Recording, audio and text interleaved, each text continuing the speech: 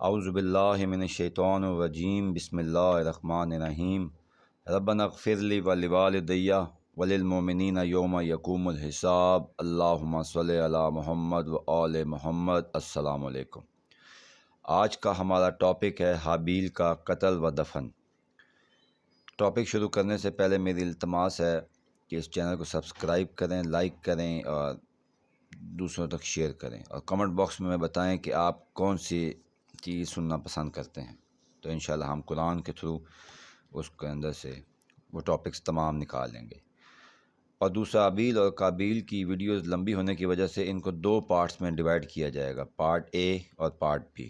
تو شروع کرتے ہیں۔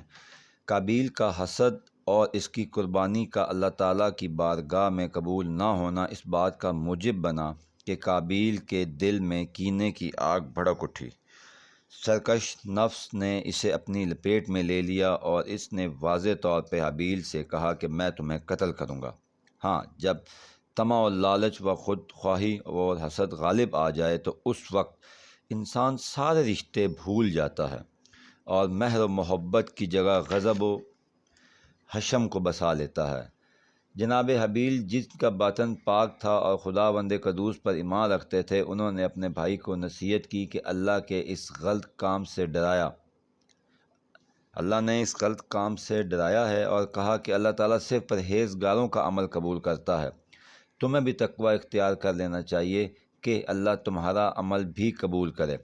البتہ یہ جان لو کہ اگر تم مجھے قتل کرنا چاہتے ہو تو تمہاری مرضی، لیکن میں کبھی ایسا کام نہیں کروں گا کیونکہ میں خالق کائنات سے ڈرتا ہوں۔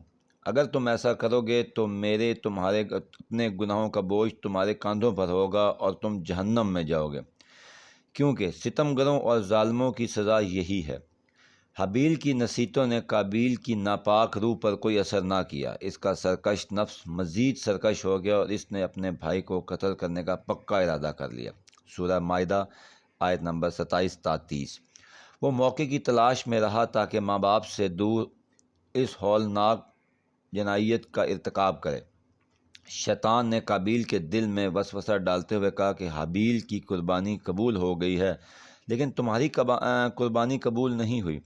اگر تم حابیل کو زندہ چھوڑ دو گے تو کل کو اس کی اولاد ہوگی اور اس کی اولاد تمہاری اولاد پہ فخر مباحات کرے گی کہ تمہارے باپ کی قربانی قبول کی گئی لیکن تمہارے باپ کی قربانی قبول نہیں گئی۔ تفسیر نور الثقلین جلد اول صفحہ نمبر 612۔